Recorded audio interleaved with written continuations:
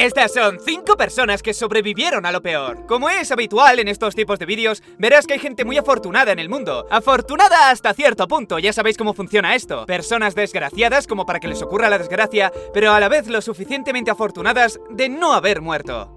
Número 5. Truman Duncan. Duncan sobrevivió a lo que quizás sea una de las experiencias más horriblemente lentas que existen. Justo detrás de los accidentes de avión, ser atropellado por un tren. Y no un tren de pasajeros, que esos tienen cierta velocidad, sino uno de carga. Todos sabemos la lentitud con la que van esos trenes. Ahora imagínate estar debajo de uno de esos, pasando por encima de ti mientras das vueltas. Una experiencia que te haría levantarte de la cama de golpe si fuese una pesadilla. Pero para Truman Duncan, sin embargo, esa pesadilla fue ligeramente más dolorosa y real. Un tren le partió por la mitad y tuvo mucha suerte. Cuesta creer que diciendo eso se pueda decir al mismo tiempo que tuvo muchísima suerte, pero con todas las vueltas que dio, la parte de arriba quedó intacta. Resulta que Truman era uno de los trabajadores ferroviarios de Cleburne, en Texas. Antes del accidente, él estaba montado en el tren que pronto le cortaría las piernas. No sabe cómo o por qué, pero se cayó del tren. Hizo el intento de apartarse, pero la máquina pasó por encima de él con una facilidad que nadie diría que estuviera partiendo huesos de no ser por el sonido. En las entrevistas contaba que mientras le pasaba por encima, sentía como si fuera un monstruo que no podía escapar. Lo arrastró 22 infinitos metros y no creas que le cortó las piernas sin más. Por el grosor que tienen, lo que provocó es que se le enredaran. Una vez paró, sus piernas aún seguían atascadas en el tren. Dijo que el dolor se hizo por un momento insoportable, pero de un momento a otro dejó de sentirlo. No es la primera vez que leo eso, de hecho parece ser algo bastante común en situaciones de vida o muerte. Parece como si una parte de tu cerebro se apagara, como si dejara de recibir los impulsos eléctricos del dolor para invertirlo todo en sobrevivir. La misma sensación la contó el protagonista de esta película, que se tuvo que amputar el brazo después de pasar 5 días atrapado, o lo hacía o moría. Su historia me sigue pareciendo a día de hoy de las más brutales porque él tuvo que amputarse el brazo desde el raciocinio, por lo que él sintió todo el dolor todo el tiempo. Truman Duncan, si no hacía algo y esperaba, terminaría desangrándose. Por eso comenzó a registrarse para encontrar lo único que le salvaría la vida, rezando que no se le hubiera caído en otra parte, el teléfono. ¡Suerte tuvo de encontrarlo y ver cómo funcionaba! Llamó al 911 y pudo salvarse. Cuando llegaron, les parecía imposible que estuviera consciente y hablara con ellos. 23 cirugías más tarde terminó felizmente en una silla de ruedas y trabajando en el mismo lugar, solo que ahora está en una oficina. Número 4. Globo humano.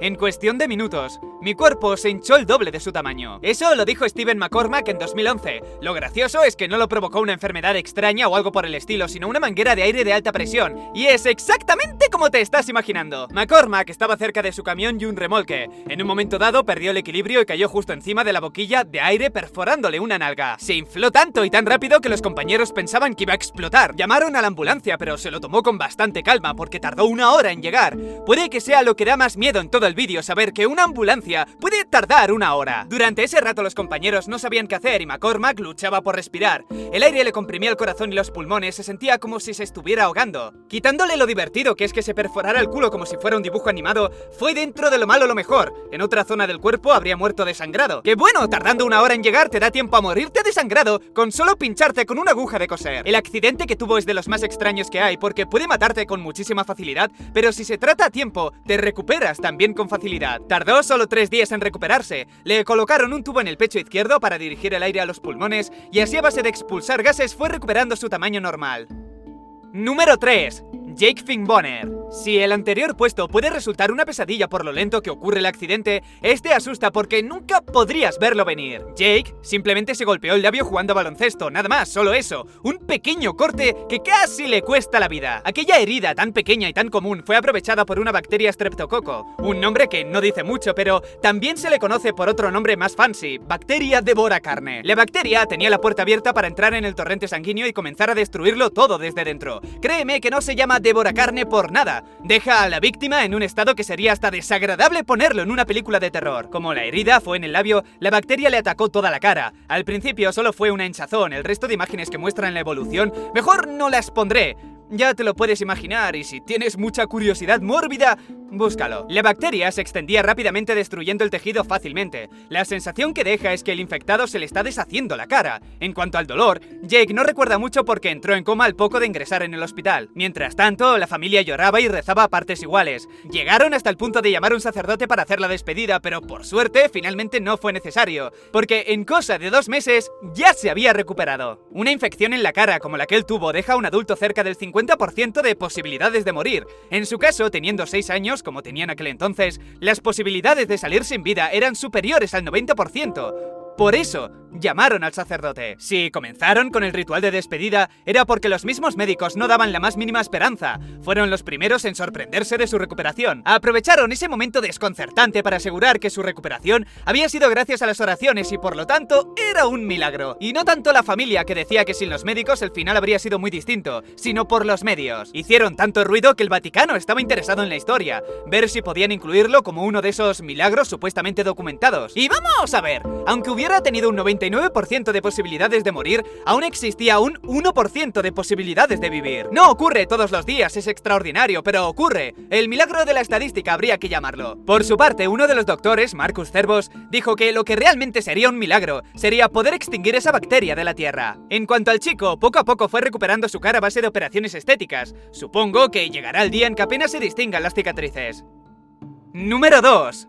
Pun Lim. 133 días estando a la deriva puede ser poco tiempo si lo comparamos con los demás náufragos que estuvieron 4, 10 o 13 meses en el mar. Pero, a diferencia de esos casos, lo que hace que la historia de Pun Lim sea única es que él lo hizo solo, y no a bordo de una embarcación más o menos equipada como los demás. Pun Lim tuvo que sobrevivir encima de una balsa como esta. Encima de esa cosa, los días y las noches son automáticamente más largos, hasta el punto de parecer infinitos. Antes de que comenzara su aventura estaba como cocinero en un barco con destino a Nueva York. Antes de llegar, un submarino alemán lanzó un par de torpedos y hundió el barco. Los que no murieron ahogados fueron capturados. Pun Lim fue el único que logró escapar. Después de saltar por la borda y que se fuera el submarino alemán, construyó la balsa con las cosas que iba encontrando. Además, tuvo la suerte de encontrar comida, agua potable y bengalas. Las bengalas parecía lo mejor del botín, pero resultó ser lo más inútil. Aunque vio pasar algunos aviones, no lograron verle, y los que le vieron, luego no supieron encontrarle. La comida y el agua que tenía aguantaron unos 20 días. Para el resto de días, si quería comer, tenía que pescar, y si quería beber, recoger el agua de la lluvia. Cuando hasta la naturaleza se puso en su contra y las tormentas tiraron las reservas de agua, bebía la sangre de las gaviotas que cazaba. Contó que antes de que finalmente la rescataran se cruzó con un barco que aunque le vio no se detuvo. La teoría de por qué no lo rescataron cuenta que quizá creían que era un cebo, para detener el barco y poder acertar más fácilmente con los torpedos. Finalmente, después de toda esa aventura, fue rescatado por un barco pesquero. Espero que nadie tenga nunca que batir mi récord, dijo.